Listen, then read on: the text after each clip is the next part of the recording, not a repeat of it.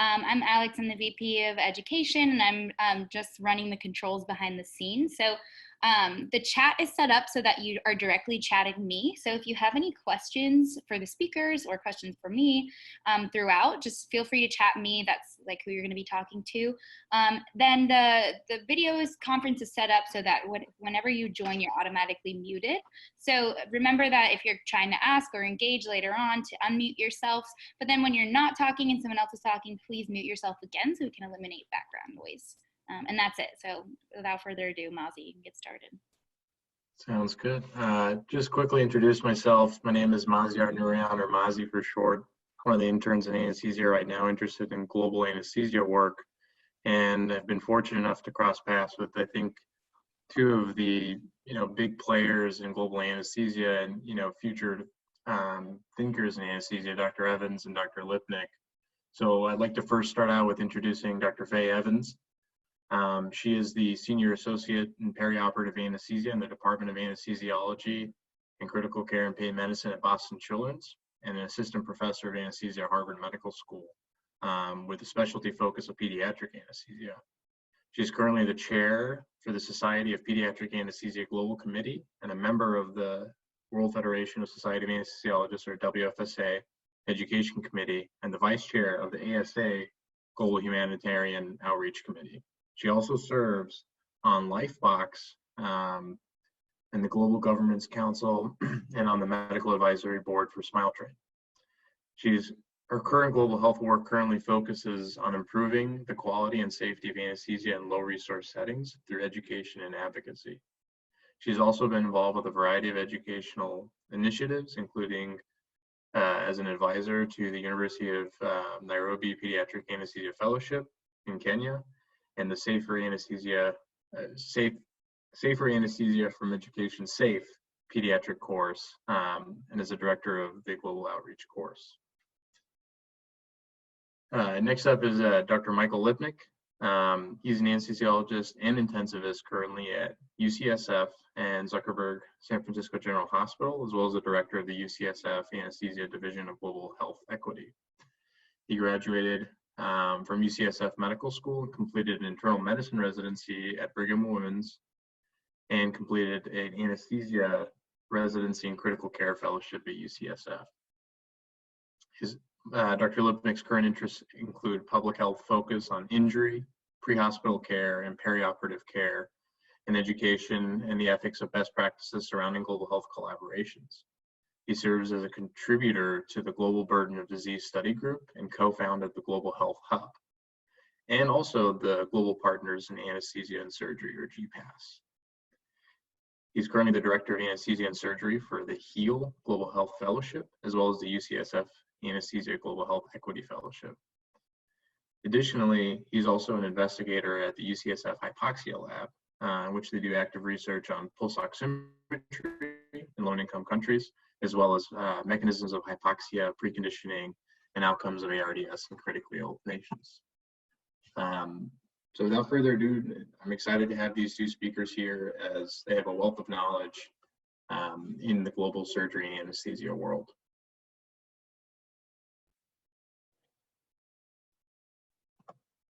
Thanks, Mazi. Great to be here. Appreciate the introduction. I'm saying the same thing. Definitely. And it's a pleasure to be here with Mike. We work together a lot, so this should be hopefully informative and a lot of fun. All right.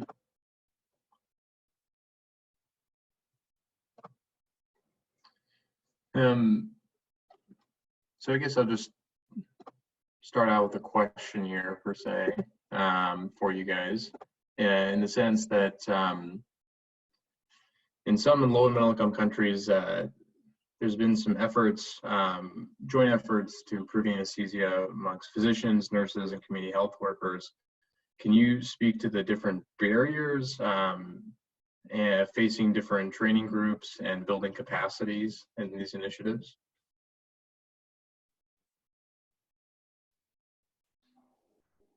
Faye, would you like I'm going to let you start. Mike, why don't you start? I mean, I think Mike and I both have experience with this. You go for it first. Sure. It's an interesting question, you know, and very kind of central to a lot of the stuff that we're focusing on right now, having to do with how to effectively scale up anesthesia workforce. The community, the different provider cadres in anesthesia are somewhat unique to the field of anesthesia because we have so many different cadre types in different countries. The models are so different. The training pathways are different. The resources that these providers are working in are very different, including the team support structures. And despite all these differences, pretty much all of the providers are expected to provide a full scope of anesthesia and often critical care services, which is unlike other cadres that utilize task sharing or task shifting. And what I mean by that is, you know, for other areas of medicine that use, for example, community health workers, these providers are usually serving a very distinct feature to increase access to care and do it in a very efficient way, and the training is targeted. For anesthesia, a lot of the providers are, regardless of the level of training, they're expected to, and often out of necessity, have to provide a very comprehensive level of care, which is challenging to do for anybody with limited resources, but especially if the training isn't really geared to do that. I think all cadres are facing, you know, infrastructure challenges, especially those that work in rural and public sectors in low and many middle income countries. So I think a lot of that is shared. Another somewhat, I wouldn't say it's unique, but a very polarized issue, maybe more polarized in anesthesia than in other areas, is this issue of task sharing. You know, the politics between and even among these different groups of anesthesia providers are extremely charged and are an area of anesthesia that we're going to have to address to really make progress in scaling workforce in a rapid way. I think the only thing I would add to that is one thing to really appreciate. All of us work in the US and we're used to the US model, which is really a team-based model where we have our anesthesiologists, and then our non-physician providers, which are made up of both CRNAs and, depending on where you live, AAs. Not all of you might be familiar with what those are. They're not licensed in every state, but effectively it's a master's of anesthesia. It's another pathway to be a CRNA effectively. The CRNAs wouldn't like to hear that, but I think we work in a team model. Really, there's not many other places around the world that do. So even in high income countries, the UK doesn't have it, Canada doesn't have it. They all have really anesthesiologists working by themselves. And even, for example, South Africa, I do a lot of work in Africa, they don't even understand it because they just have anesthesiologists. And so we're going into a place, many of these countries, where the majority of the anesthesia providers are actually non-physicians. And I think those dynamics, like Mike pointed out, between the physicians and the non-physicians, and really the fact that they're just trying to care for patients. And there really isn't a team model where they're both there working together. Realistically, they're doing it independently. Those dynamics are coming into play a lot more in this idea of task sharing and how those play out. And it causes a lot of tension, and it doesn't always make for the best care for the patient. So I think we're going to have to start to address some of these and figure out how to work those dynamics to provide good anesthesia care. Mike, would you agree with that? I think. Yeah, no, I do. I would add one additional thing in terms of, you know, the barriers facing these different cadres, regardless of the cadre type. I think probably the single biggest barrier right now is the lack of teachers. There's nobody to train anyone in many settings, or I shouldn't say nobody, there are very few, there's not enough. The number of trainers is really what's lacking, even though the emphasis is on numbers and who should be providing it, physician or non-physician, and that's become kind of that's the majority of the talking points. But really the big barrier is lack of teachers, whether to train any cadre. There just aren't skilled trainers or enough of them. I can't emphasize that enough. And it's the materials. So the people who are getting trained right now aren't even being trained well all the time. So the numbers are important. And that came up in another question we were kind of talking about. The numbers are important, but we need people who are being trained well. I think these are, all extremely important points. I just was wondering, kind of before we kind of get into infrastructure and kind of task sharing, if you guys could just take a minute to talk a little bit about your background and how you became interested in global anesthesia. And I guess for a lot of the future budding anesthesiologists and global surgeons on this call, like, how did you get to where you are and be where you are? Mike, you want me to go first on this one? Yeah, sure, go for it. So I trained a while ago, kind of the internet was just getting going. So all these opportunities and this way to network like you guys have didn't exist. But I kind of always knew that I had an interest in doing this kind of work, not really understanding what it meant, but I waited till I was done with residency to really start getting involved. It just was, I wanted to be out there. I wanted to be able to provide a skill. So I felt like I needed to finish my training first. Like many people, I went on a mission trip and I learned the way you don't do things. Honestly, the mission trip had a lot of examples of the things that you encounter that made me realize maybe this isn't the best way. And I kind of kept exploring other ways to get involved.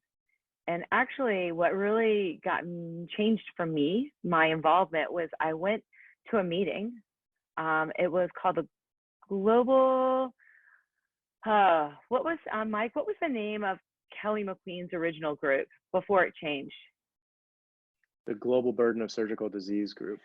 Yeah, so I went to a meeting back in 2010 in Nashville, actually, and I met all these like-minded people who I realized were trying to build capacity and not just go for a short-term mission, but really to work with local infrastructure and make a change. And honestly, I started to get involved there and it just blossomed.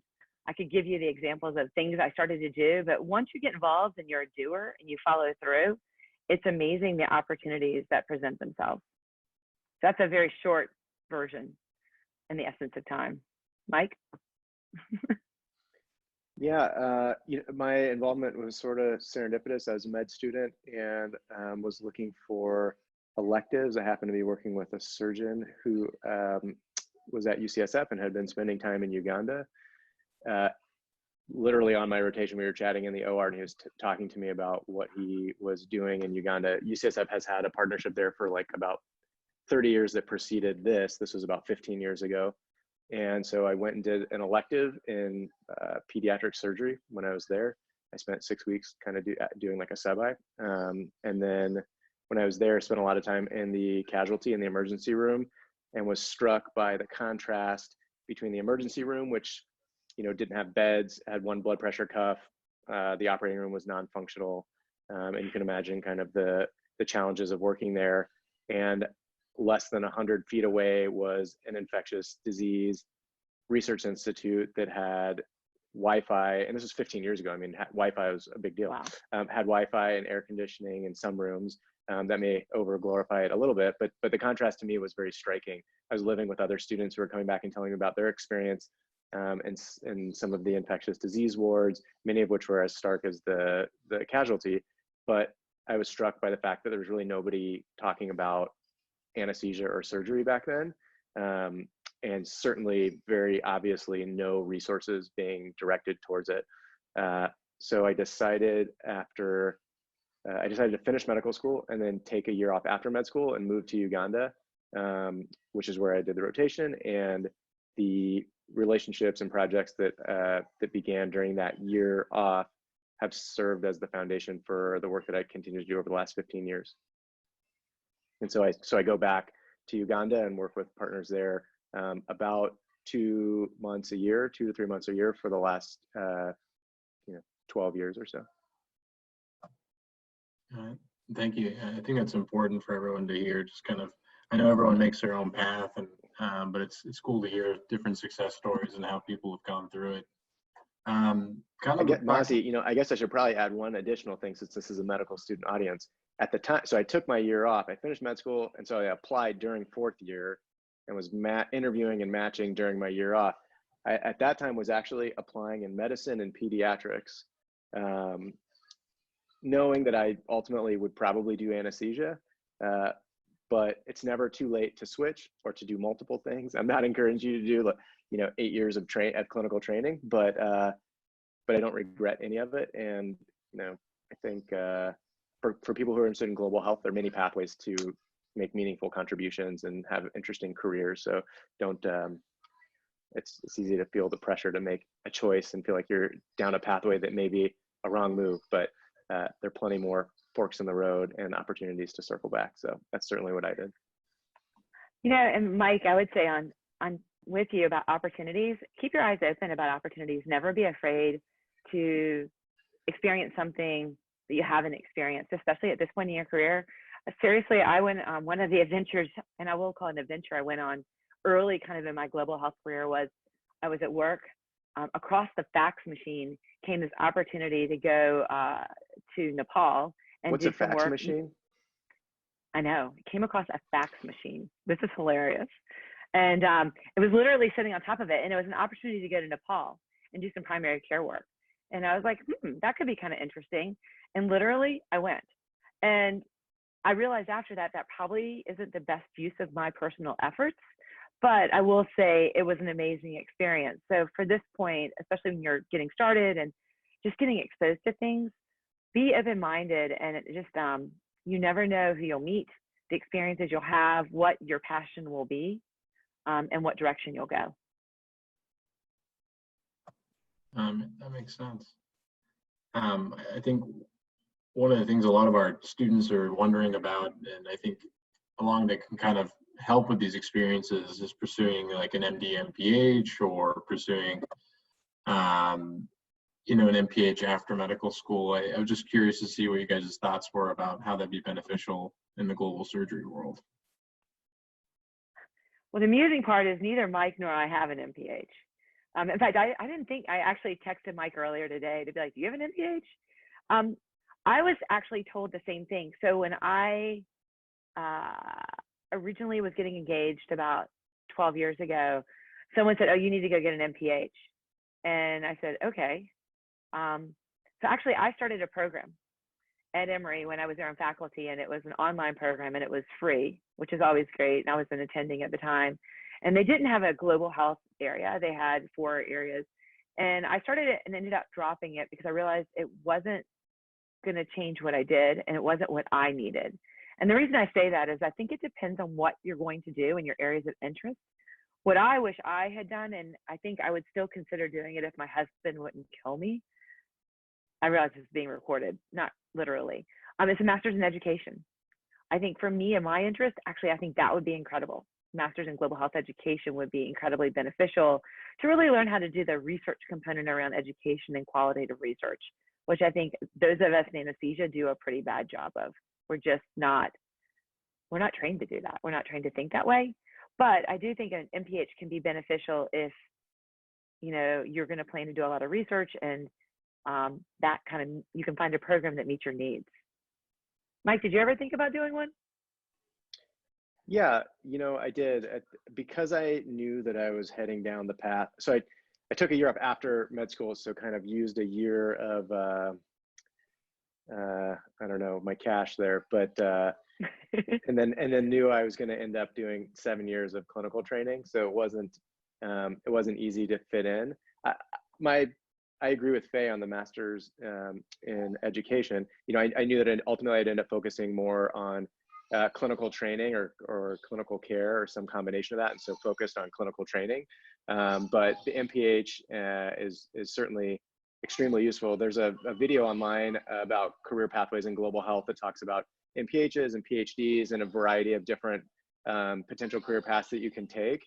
It's by Greg Martin. I think it's on This Week in Global Health, his YouTube channel. So check that out. It has a lot of useful information there. You know, the master's in public health or any master's degree, education, health policy, financing, economics, there's a number, I think, that have huge applicability. I mean, the list goes on. One part of that is experience. They give you a year where you have freedom to pursue a mentored project and gain experience working in the setting that you want to work in. That may be domestically, that may be internationally.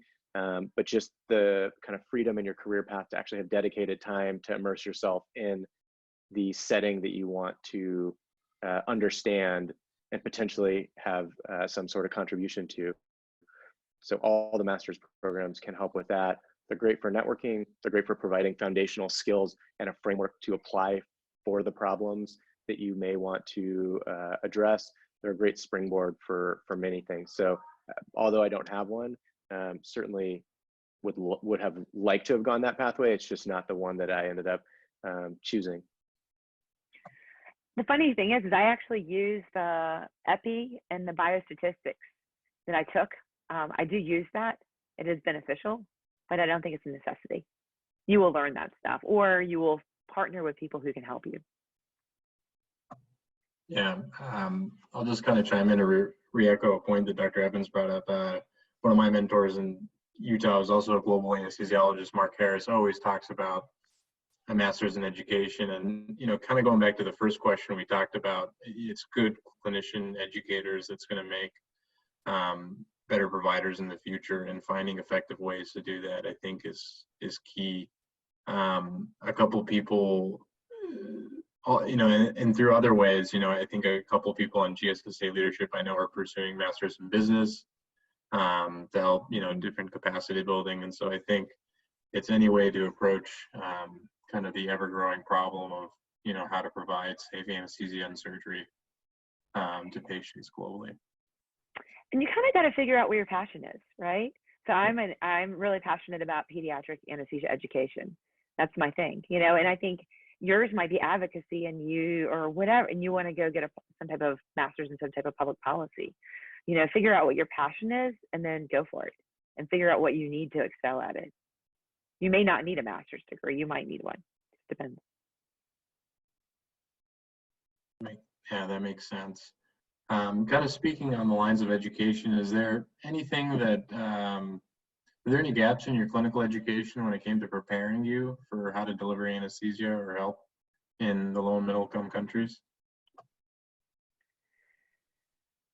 So I'm going to make his pitch, and Mike might present this differently. So I do my best not to actually do clinical care when I'm in a low resource setting or in any of these countries. I used to, but now I try to work with the local anesthesiologists or non-physician providers to figure out how they can improve their care. Because I think the reality is, in their setting, they're going to be much better than I am, because they're used to dealing with the minimal resources. Whereas for me, to provide a safe anesthetic, I'm used to always having standard monitors, for example. The one thing I think that there is a gap in maybe some of the medications. For example, most folks now don't get exposed to halothane, and using it can be quite dangerous if you don't know how to use it properly. So I think for those people who are going there and doing clinical care, they need to make sure what they're walking into and what they need to be able to provide safe care. And that's going to be for them to determine based on their level of comfort. Mike, do you do clinical care when you go? Very little. Yeah, the focus of all the projects that we're involved with is not, for the most part, is not clinical care. I mean, in terms of gaps in my clinical practice, I'd say there's probably a lot. You know, for anesthesiologists interested in global health or working in resource constrained settings, there's always a reasonable chance that you're going to end up being somewhere with few or if any other providers. So your breadth is going to be quite large. So often people will talk about kind of peds, obstetric, and trauma training as essential aspects of clinical competency that all trainees receive in anesthesia training. But afterwards, not all practices have that full scope of care. And so to maintain, to stay current in all of those areas can often be challenging. So that is something that, you know, that I personally try to stay current on, but it can be very difficult. Like Faye said, drugs, techniques. I think more often than not, you're never going to have the same skill. You're not going to have a skill set from one place that's exactly applicable in another. And the piece that may be missing most often is just the patients, not the patients you take care of, but the patients that you have personally, to be present and kind of understand this scenario, the setting, before you start practicing clinically there.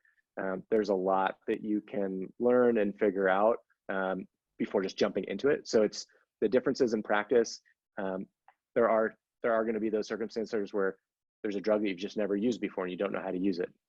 But I think more often what ends up coming up are clinical decision making, or proceeding without the full complement of the resources that you have, with something slightly different that you may know how to do but not know how to do in that setting, and learning from the local, the clinical expertise that you can only gain from somebody who works in that setting, is the clinical gap, if you will, that I know I personally have spent the most time trying to acquire, and I think is probably the clinical gap that most practitioners who are going to practice in a resource constrained setting lack, rather than the knowledge of technical anesthesia skills per se. It's amazing how much bidirectional learning there is. So even though you might be going there to provide care, initially you're learning a lot from the locals about how they don't have necessarily what you're used to having, and how they have local solutions to still be able to provide good care. And I think, kind of with the bidirectional learning, I think that really lends into, creating real partnerships with people over time, and kind of creating really solid collaborations. I know that's something that both you two are very passionate about and have a lot of experience in. I'm curious if you guys could just kind of talk about what makes an effective collaboration, and what are some challenges you face with making those? Mike, why don't you go first on this one? Our collaborations are kind of different because of the environments where we work at home. And Mike's got a great example because of what UCSF has built, so he should go first.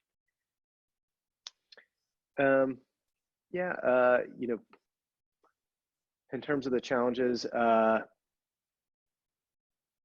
think a lot, for me, my global health work falls under the umbrella of an academic background. And so the challenges some of them are going to be unique to that, kind of the pressures of working in an academic structure. Also, a lot of the partners that we work with closely are also in academic medicine in Uganda and other places. So academia sort of imposes this set of challenges on all of us that make it very difficult to, at times, move forward with global health work. I think one of the biggest challenges is kind of making sure that you're aligning resources, local priorities, and everybody's kind of ability, time, and figuring out where those align. It's rare that they're going to all be at the same place from the beginning. And so a big challenge is just trying to find the balance so that the needs, the resources, and kind of what everybody wants to put in or has to put in are meeting at that right spot where the project is going to have impact and value, and be beneficial to everybody who's involved. And like I said, in academics, it's just very hard to do that. Collaborations are very tricky. So I think for me, one of the big challenges is just trying to figure out how to make collaborations effective and impactful, which is often just hard. It's just hard to do. So interestingly enough, I am also in an academic setting, but most of my collaborations are not through academics. They're through NGOs. So I've worked more through societies with the WFSA and NGOs such as Lifebox and Smile Train to really do a lot of the work I do through their local partners, who are also my local partners as well. I think that first of all, you have to listen to your partner. And I think some of the frustrations can also come when either you can have some ideas or some suggestions and you want to move things along, and the pace is much different, because what you have to recognize is all the things that that person might be doing your collaborator or the team of collaborators, where here you have got tons of folks around to help you do your job. There, they may be wearing a lot of different hats, and they may be one of 10 anesthesiologists in the country. So whereas you want to push things forward in an agenda to try to help them, and you think they're helping them, you have to understand the stresses and things that they have going on and be patient, and really sometimes let them drive the agenda and what they need. I think the other thing I'd say about a collaboration is listening to your partners, and while you may have an interest in a certain area, listening to them and hearing what they need, and then trying to help them come up with a solution or how you can help them fill that gap. Sometimes I think people will go in and think that they know what they need and don't listen, and it ends up being a very frustrating partnership. But so anyways, I don't think I think working through the academic model is great if you're in an academic setting where that really has a common vision, although I think it can be frustrating as well, as Mike mentioned, but there are other ways to do it as well, for sure. And I think it's what's even greater is when all these groups can kind of work together and collaborate. I think the impact is always greater than the sum of the individual parts. Yeah, no, I think that definitely makes sense. One plug-in I'll put in, even for Dr. Lipnick, when I spent some time at UCSF, was it's an obvious point, but communication and frequent communication. I've had partnerships in the past when I was in medical school that have kind of failed, and then I watched successful ones, and it was because people were emailing and Skyping almost on like a daily basis, which, you know, can happen with, you know, clinical schedules, but the amount of communication I think was key. And to me, it just showed that these people cared and respected each other, and, you know, it was mutual. You know, what's crazy is WhatsApp. So we tried to create discussion boards and all this kind of different stuff, but WhatsApp is the most amazing platform out there for communicating. And in anesthesia, in pediatric anesthesia, Mike, I don't know if you know about this, we have a global pediatric anesthesia WhatsApp group that's full. Like WhatsApp, I think maxes out, is it at 150 or 250? I don't know. I never knew you could max out on WhatsApp, but we've maxed it out. And it's amazing the problems and the sharing of resources and knowledge that goes on this platform. And it really has folks from all over the world, Latin America, Africa, Europe, Australia, New Zealand, US. But WhatsApp has been an amazing way to communicate. Amazing. Yeah. Do you guys use it as much do you use it as much in medical school? Yeah, I mean, we use it even in the Global Surgery and Student Alliance group. That's how we communicate, in Slack and, you know, other forums. And that, and along with social media, seems to be making the world a lot smaller, especially amongst medical students. And I think, you know, already on this call, we have medical students from all over the world, and part of this just the advent of, you know, internet communications. So it's quite amazing. And WhatsApp's free. Everything is free. So you're able to communicate. Immediately. Communicate immediately. That's the crazy part. Communicate immediately. Anesthesiologists are always good at instant gratification. Hence why we are in anesthesia, we give a drug and we see an immediate effect. So conducive to our interest.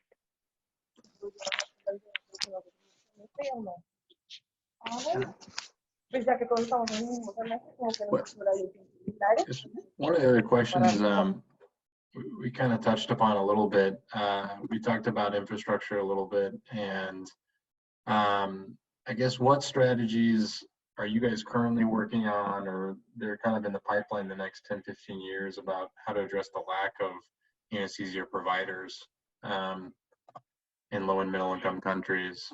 Or do you have a prediction of how that would go? I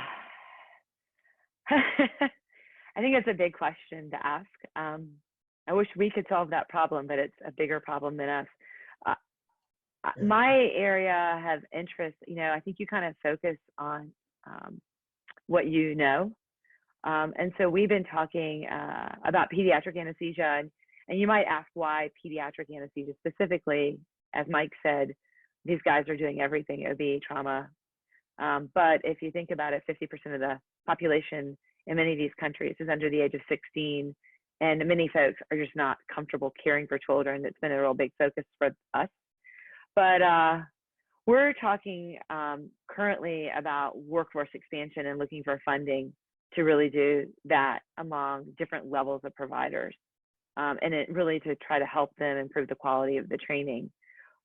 But it's not going to be easy, and it's not going to come without funding. Mike, why don't you talk about what you're doing in Uganda with that? Because I think that's a great example. Ours is in the works, but it's very kind of limited to pediatric anesthesia specifically. Yeah, broadly speaking, from a strategy standpoint, some of the work that we're trying to do right now is just figure out how to develop a realistic strategy that can be implemented. And the starting point for that is really gathering more data. Anesthesia workforces have developed in many countries and are outstanding. And that's not just high income countries, but many middle income, and even some low income countries are far ahead of other low income countries for reasons that are not so obvious. So a lot of the emphasis of the research that we've been working on and are working on currently is what's out there, what seems to be working, and can we tease out some of the common themes, both to sort of set or create a framework that other countries can use that are at different stages of their development, but also to start evaluating different strategies. The output of some of that research, we hope, will be a toolkit that can be used by ministries or even at an individual program level to better understand what resources are needed to train on the per trainee level, but also reframing it kind of in the teacher ratio, the number of teachers that are needed, the dollar cost to train one person, things like that. The conversations right now are quite abstract, and so we're trying to move from, in 10 years you need to make your workforce grow by 100-fold and meet some goal that's 5 per 100,000 or whatever, to, okay, this is how many teachers you have right now, this is what you could train, and this is how much it would cost to train more, and these are the resources you would need.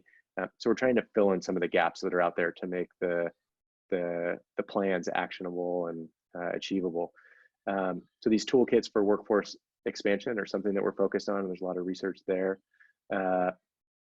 Education, as we've already talked about, is going to play a big role. So a lot of the projects that we're piloting in Uganda have to do with creating tools that teachers can use to be more effective, not at an individual level, but given the lack of teachers and the lack of time that those teachers have, how can we maximize that time so that they can train the most and safest trainees? So developing curricula, exam tools, different ways to disseminate information. Some of the members of our team work closely with the WFSA and with Faye. Maitini Lilawanichikun, she does the anesthesia tutorial of the week and is about to launch kind of a version 2.0. I think we've talked about technology and how things are changing with WhatsApp, and we've come a long way since the fax machine. So we're trying to explore, there are better ways to do anesthesia education than are currently being done now.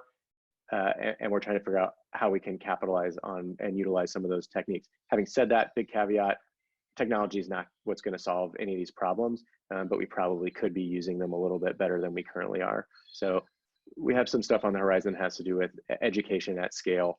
Doesn't replace teachers. That's still, I think, the biggest problem, but certainly a lot more can be done to support the teachers. And that's where we're kind of focusing a lot of our efforts in the workforce area. Yeah. Thank you for sharing. One thing I'll see if I can get sent to everybody just to kind of help visualize the gap in anesthesia providers. I'll see if we can send this WFSA workforce map, and you can kind of hover over different countries to see how many providers are actually in those countries per population. Then it kind of goes through a color gradation of what is considered an adequate amount of providers for that population versus not. It's kind of crazy. So like even in pediatric anesthesia, and I go back and I know I hate to subspecialize because I think there's so much need, but just again, 50% of the population is under the age of 16, but there was no fellowship program in the country. And people might say, why do you need, or in the continent, the entire continent of Africa. And people might say, why do you need fellowship trained individuals when you don't have enough individuals to start with? And we need leaders. We need leaders on the continent to implement what Mike's talking about, you know, that can drive this change. And if we don't create these leaders, then we're not going to get change. So interestingly enough, like we've developed a fellowship program at the University of Nairobi. And what's great about it is in the last 6 years, we put out 17 fellows, and they've all gone back to their home countries. And in their home countries, they might be the only pediatric anesthesiologist trained individual in the country. But they're in education, and that's the key. And so they're training residents, and some of them are at the Ministry of Health level, creating policy changes. So I think it's important that we improve the materials, but we also focus on how we're going to identify the leaders to kind of implement the changes we want to see happen. Yeah, I think I think those are definitely important. One of the questions that one of the students brought up, this is Antonio's question, is wanting to get involved and trying to seek help on an international level. Coming from an anesthesia program that may not have as many resources or funding, how do you reach out or seek help in order to seek different solutions from people who are wanting to help and are interested in helping? Do you mean like they want the opportunity? Let me ask you a question about that. Because are they residents or medical students? I believe medical student, a trainee of some point. Okay, because So sorry to interrupt. I just want to make sure. Antonio had messaged me and said he is actually a 29-year-old general surgeon. Oh, okay. Antonio, if you want to clarify and we're not asking your question appropriately, you can clarify.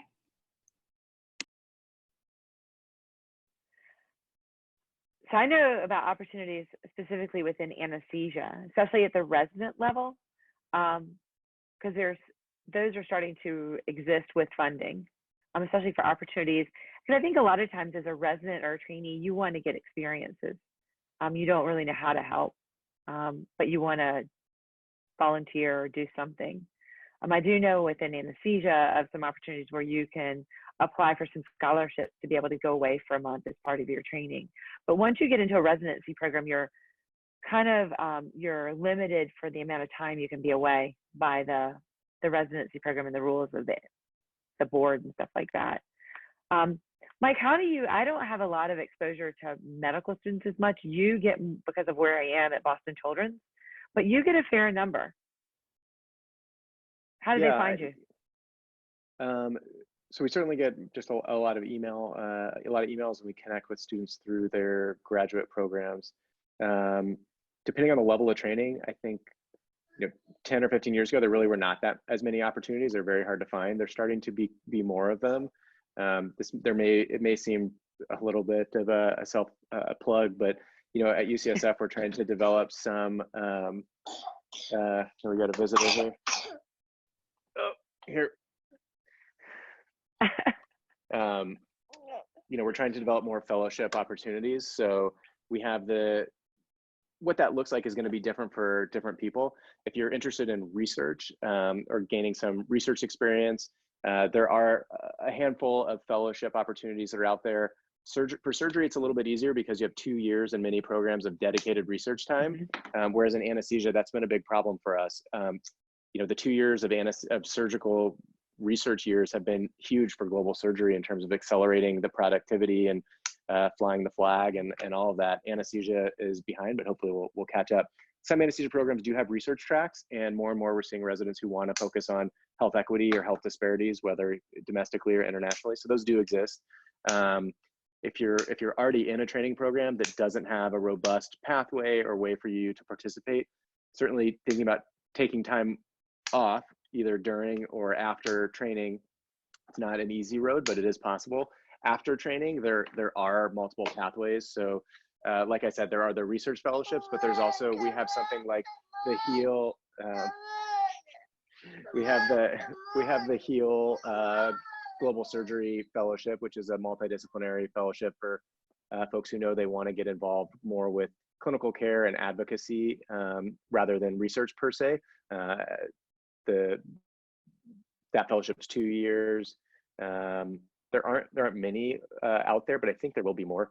So I guess I would sum it up by saying there are opportunities out there that pretty much range everything from clinical service to quality improvement to policy to advocacy to research. I think most of them do a pretty good job of advertising. You know, the global surgery hashtag, most of them advertise at some point through that throughout the year. And certainly I'm happy to provide more information if it's useful. I'd have to say, as a student body, you guys are doing, the one thing you're doing effectively is using Twitter and things like that to get the word out and to communicate. And I think even that role that you played as a medical student body doing that has been incredible and has an amazing impact way beyond probably what you even realize. And that for many of you, when you're in med school, that's a reasonable thing for you to be able to do, you know, because you do have priorities and that you need to learn the material being in med school and you want to excel in your rotations and do all that stuff. So you have to balance what you need to learn while you're in school versus, you know, getting more engaged. The only other thing that I would add is, you know, I think more and more we're seeing, well, you know, my experience has been in East Africa, so I can't really speak to all areas, but there's more opportunity to directly engage with academic institutions in other places. You know, a lot of global surgery programs are here in the US. And so linking through them. Okay. But what about, Mike, what about at a medical student level? You can reach out directly. Yeah. Even at a medical school level, I think that or a medical student level, I think there are opportunities. It's easier if you can find faculty who you know or have some connection with rather than just cold calling. But, you know, Makerere University, they have an international office, which is extremely well run. You can directly reach out and rotate there. The Ugandan anesthesiologists and surgeons who are clinicians and researchers are outstanding and do incredible independently funded work. So, you know, don't feel like you have to go through a high-income country or a U.S. Institution to get involved with this type of work. I think there are opportunities to directly reach out. If somebody's doing work that you find interesting through PubMed or the internet, reach out to them directly. I think you might be surprised with some of the responses that you get. And there's some cool, since so many of you are surgeons, future surgeons, there's some, in addition to just the policy research type programs that exist for those 2 years that Mike was referring to during your training, there's some really interesting ones that are being developed. I think there's one out of Baylor now that is a lot more about how to train a global surgeon. So it's a lot more hands-on, getting a rotation in OBGYN, getting a rotation in family practice, and being exposed to the kind of things that a global surgeon or someone who is a surgeon working in a low resource setting would be required to do that might not be part of your training here in the US, that I thought is really innovative and is a little different. So there are different types of programs that are getting developed beyond just the standard public policy research type things that many of the global surgery programs do, like GSSA and things like that. But the last thing I would add on is, you know, if you're interested in getting involved in global health work, especially with, well, I don't know that it's necessarily distinct, but certainly is the case for surgery and anesthesia, be prepared to take time away from your training. There are very few training programs that will give you enough time, and at the end of the day, there's no substitute for being present in the setting, immersing yourself, understanding what's going on. There's just no way to do that in a 1 month or 2 month rotation. It's a great way to start the process, and I, you know, encourage everybody to do that. But if you're interested in pursuing a career and maybe you've already had an experience like that, trying to figure out where in your career path you'll be able to take time off from dedicated clinical training to be able to focus on this. I think it's a full-time kind of skill set that you need to dedicate the time to developing, and probably more complex in many ways than full-time clinical training. So yeah.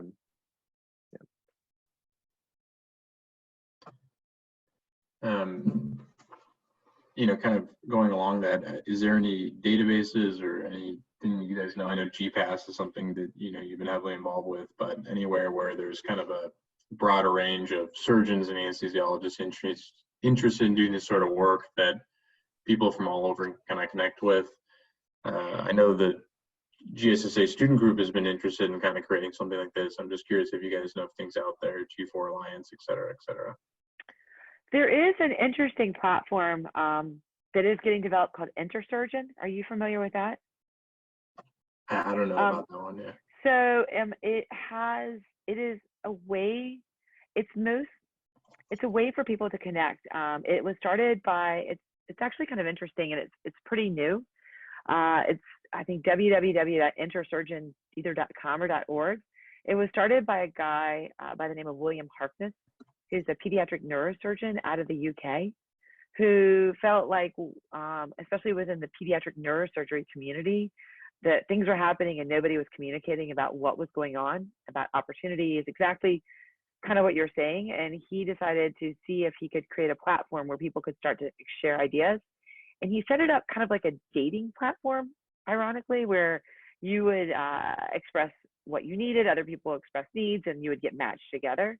It's expanded now, and it is now includes, I believe, urology's on it, ped surgery, NGO platforms are on it now, anesthesia will be on it. The key with all of these things is how to keep them current, and they're only kept current by people actually going to the site and using it. So I would, it's new, it's only been around for about, I'd say maybe a year and a half, 2 years, but it's a pretty cool platform to check out. See if you think it's worthwhile. It's only going to be as good as the people who visit it and populate it, but it's pretty cool. Yeah, I just found the link. I'll see if Alex is able to send that out, as well as the workforce map to all the registration. And anything GSSA would want to maybe put on there, you guys can join. You join as an individual, it's free. But he is incredibly receptive. If you see a need on it or a gap, you can email me or email him directly. I can give you his information. He wants to make it for the users. This is kind of his passion, to connect folks, or that a platform where people will connect to one another. Absolutely. I definitely will follow up with you on that, Dr. Evans. And I wanted to just take this opportunity to kind of shamelessly advertise the GSSA database as well. It's kind of a similar idea of what we're trying to do, is connecting people by building this database of people working in global surgery, anesthesia, and all these realms and the projects that they're working on, and opportunities for students and other people. So we have their information on our database on our website, and you can reach out to the people individually, and you can search by your interest or person. So we're also trying to build a similar network, and I think this person would be a really good, the Intersurgeon creator would be a great person to talk to as well. Yeah, because he would be great, because I think one of the issues is always how to keep it current. We tried to do something like that with the Society of Pediatric Anesthesia within anesthesia. It was a volunteer database, and the problem is keeping it current. It's a full-time job, and so we even tried to get it where people could sign up for themselves. And people are just so busy, it's hard to do it. But he seems to be able to he's getting the buy-in. And the nice part of what he's doing is people keep their own information current, which is, I think, really helpful. But yeah, I'll definitely connect you to him. He's a great guy. Thank you.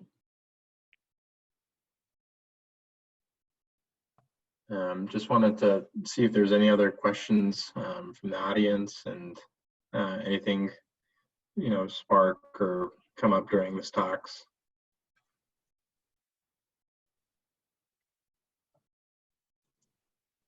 If not, I will make a plug-in for, I think it was Varnica who talked a little bit about engineering and anesthesia. And I will say that, that has been a personal interest of mine in working on capnography units and making them available in low and middle income countries. Lifebox has been working really hard and diligently on coming up with better solutions for pulse ox. There's some people I know in Utah are working on various anesthetic delivery methods. And so again, it's only one small piece of the pie on top of education, on top of providers, on top of infrastructure, but anything can help. And I think thinking broad and thinking about different ways of, using your strengths that you already have to bring to the table, I think is incredibly important. And, that sort of thing lends towards care for a lot of people, not just in anesthesia.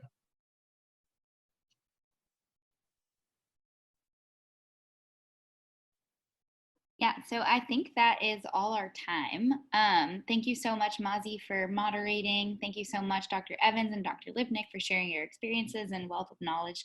It's been a really, really interesting webinar. If any of the participants have any additional questions, feel free to reach us at our Global Surgery general email, and maybe we can get you in touch with the right people. I wanted to also shamelessly plug, besides the database, our research webinar is coming up. We have another webinar based on global surgery research, and that's coming up in the next few weeks. I think it's February 16th. I should have written the date down, but we have a flyer. It's February 16th. Yeah, okay, cool. February 16th, and we're going to be advertising on our Instagram tomorrow, so please join us for that one as well. Thanks to everyone that joined, and thanks again to Dr. Lipnick and Evans. I will send out an email with a feedback form for the webinar to all the participants, where you can give us feedback on this webinar, and then also add any specific subjects that you're interested in for future webinars, and we take that really seriously. So please feel free to give your feedback, and then I'll try to also send out the links for Intersurgeon, the data that Mazi had referenced, and for anesthesia, and then also I found Greg Martin's Global Health YouTube channel, so I can also help disseminate that information. Sounds good. Thanks for having us. I was just going to mention one other thing. We do global surgery journal clubs. The next two are February 20th and 26th. They're both via Zoom. Happy to share the link with GSSA so you guys can circulate. Anybody's welcome to join. Oh, that'd be great. Yeah, thank you. Okay, well, thank you guys so much for joining. I'm going to end the Zoom now. But thank you for the opportunity. That's great. Thank you. Thank you, guys. Have a good night. Keep doing the great work. Really. Thank you.